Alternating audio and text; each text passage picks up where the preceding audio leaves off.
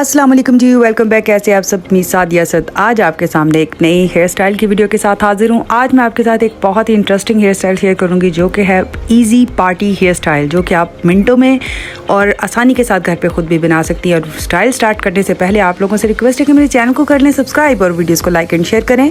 Comment section में आकर बताइएगा कि मेरी वीडियो से आपको क्या कुछ सीखने को मिलता है। तो चलें जी, वीडियो की तरफ चलते हैं। आप देख सकते हैं इस वक्त मेरी क्लाइंट के बाल मैंने आपके सामने दिखाए हैं। बिल्कुल भी थिन बाल हैं और बहुत ज़्यादा लेंथी नहीं है।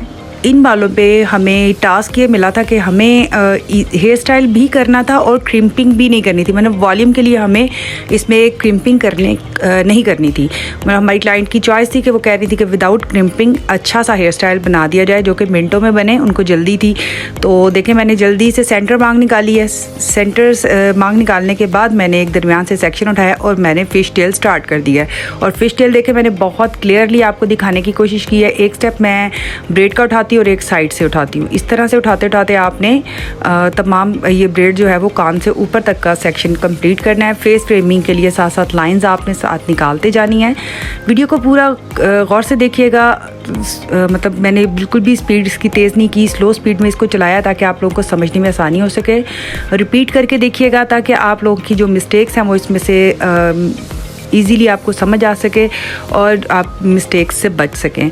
और ये स्टाइल इतना आसान है कि आप इसको घर पे ख़ुद भी 1 से 2 दफ़ा ट्राई करने के बाद इजीली ख़ुद भी बना सकते हैं। और अगर आपका सैलून है फिर तो ये आपके लिए बहुत ही ज़बरदस्त स्टाइल होने वाला है, क्योंकि ये कम वक्त में बहुत ही आसानी से बन जाने वाला स्टाइल और देखने में भी इंतहाई खूबसूरत लगता है।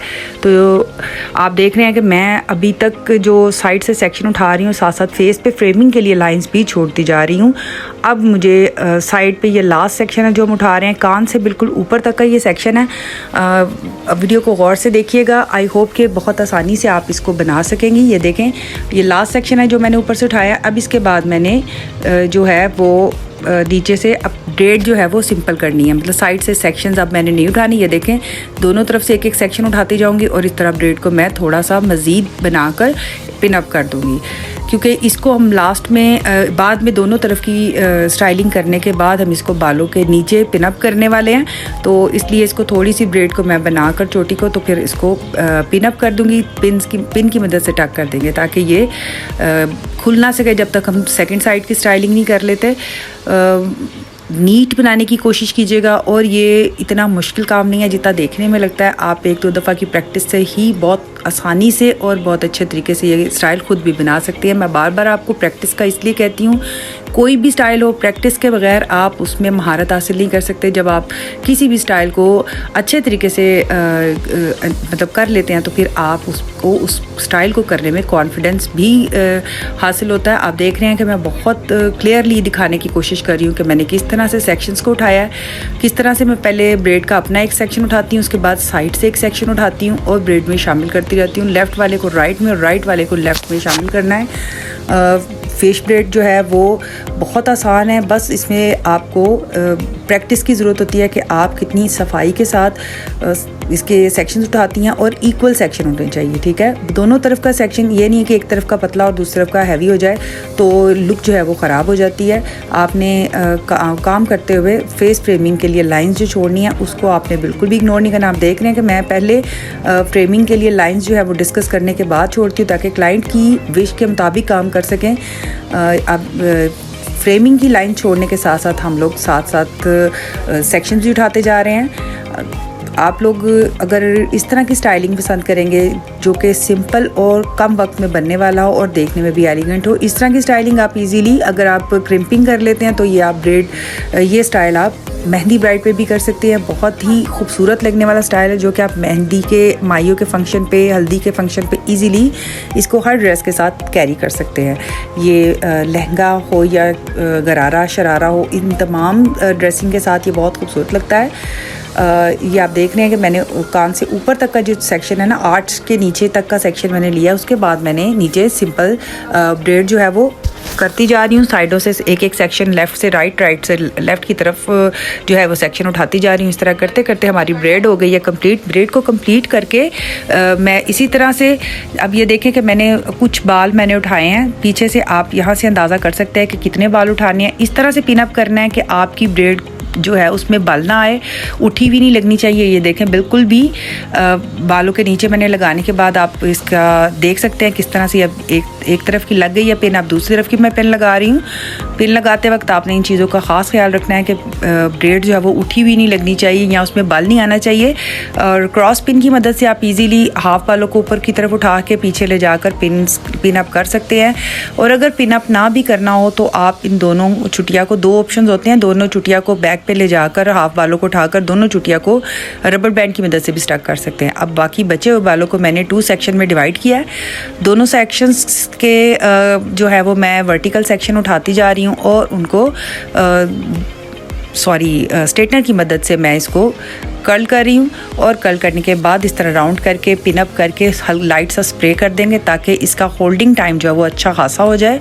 जैसे कि मैंने आपको स्टार्टिंग में बताया कि बाल बहुत थिन है क्लाइंट के, लेकिन वो क्योंकि क्रिम्पिंग नहीं चाहती हैं, क्रिम्पिंग नहीं करवाना चाहते, तो फिर हम लोगों को क्लाइंट की विश को भी देखना पड़ता है कि उनकी विश क्या है। अगर आप ये स्टाइल ब्राइडल पे करना चाहते हैं तो आप इसमें, अगर आपकी ब्राइड के बाल शॉर्ट हैं या थिन है, तो इसमें 2 ऑप्शन आते हैं। आप अच्छी सी क्रिम्पिंग कर लें बालों की, और सेकेंडली आप हेयर एक्सटेंशन का यूज़ भी कर सकती हैं। ठीक है, हेयर एक्सटेंशन को लगाकर भी आप चलें। इंशाल्लाह मैं आपके साथ नेक्स्ट जो है वो ब्राइडल हेयर स्टाइलिंग भी शेयर करने वाली हूँ, उसमें आपके तमाम कंसेप्ट्स को मैं क्लियर कर दूँगी। आप देख रहे हैं कि मैंने छोटा जो है वो स्ट्रेटनर यूज़ किया है, पतला स्ट्रेटनर, मतलब बड़ी प्लेट वाला यूज़ नहीं कर रही मैं इस वक्त, क्योंकि पतले बाल हैं और उन पतले बालों पे अगर आप चौड़े वाला यूज़ करेंगे तो उसका वैसा इम्पैक्ट नहीं आएगा जैसा हम चाह रहे हैं। ठीक है, आप देख रहे हैं किस तरह से इसको मैंने घुमाना है, मतलब राउंड दे के बालों को, और इजीली बहुत स्लो लेकर आना है आपने। ये याद रखिएगा, मैंने इस वक्त स्पीड इसलिए बहुत लाइट रखी है, मतलब बहुत तेज़ नहीं चलाई, ताकि आपको समझ आ सके कि इसको प्रॉपर टाइम देना पड़ता है। ये इजीली इस तरह कर्ल्स नहीं आ जाते कि आप तेज़ी से स्ट्रेटनर को नीचे की तरफ ले आएँ और आपका कर्ल रेडी हो जाए, इस तरह नहीं होता। आपको स्ट्रेटनर को बहुत स्लोली नीचे लेकर आना होता है। मैं आप देख रहे हैं कि जैसे जैसे कर्ल होते जा रहे हैं मैं इसको पिन अप करके, राउंड करके पिन अप करती हूँ और ऊपर से लाइट सा स्प्रे कर देती हूँ ताकि इसका होल्डिंग टाइम जो है ना वो बहुत अच्छे तरीके से हो जाए। आप देख रहे हैं कि जिस तरह से मैं सेक्शन उठा रही हूँ, ये आपके जिस बालों पे आप काम कर रहे हैं ये उनके ऊपर डिपेंड करता है कि आपने सेक्शन किस तरह से लेने हैं।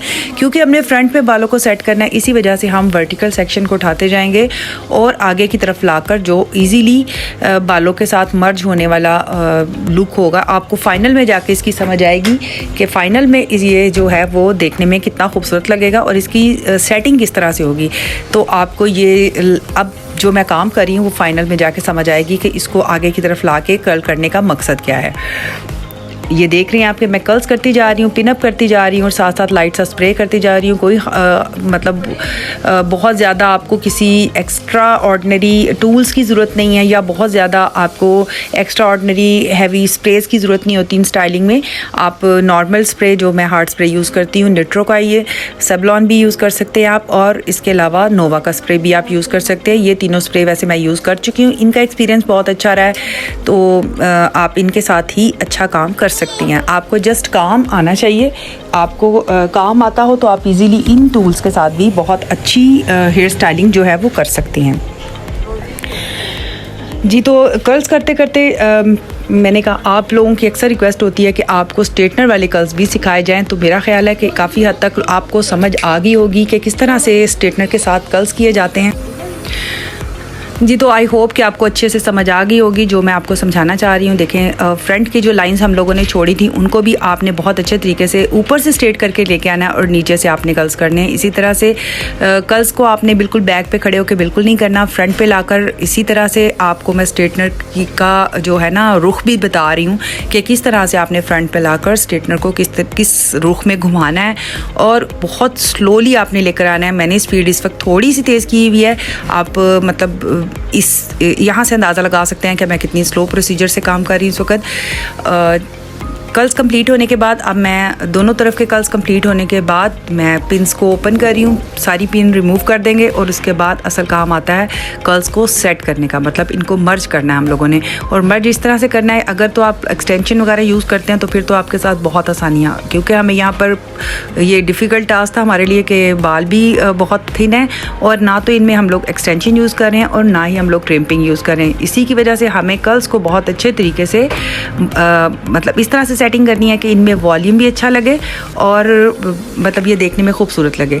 एक एक कर्ल को मैं इस खोलती जा रही हूँ, दूसरे कर्ल्स के साथ इस तरह से घुमाकर फ्रंट पे लेकर आ रहे हैं कि ये बिल्कुल एक पार्ट ऑफ द स्टाइल लगना चाहिए, मतलब सारा इक्वल स्टाइल होना चाहिए।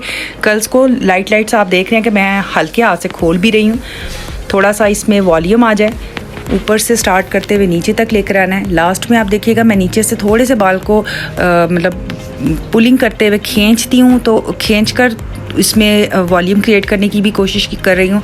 ये तमाम जो छोटी छोटी चीज़ें होती हैं ना, इनको आपने फॉलो करना है। यही वो मेन टेक्निक्स होती हैं जिनसे हम नॉर्मल स्टाइल को भी एक खूबसूरत स्टाइल में तब्दील करते हैं। देख रहे हैं आप कि मैं इसको वॉल्यूम देते साथ साथ एक कर्ल्स को दूसरे कर्ल्स में किस तरह से घुमाकर प्रेजेंट कर रहे हैं। आप देखते जाएं किस तरह से मैं ये फाइनल में आप इसकी स्टाइलिंग देके आपको बहुत पसंद आएगी।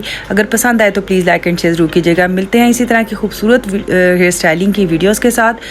तो तब तक के लिए अल्लाह हाफ़िज़, दुआओं में याद रखिएगा।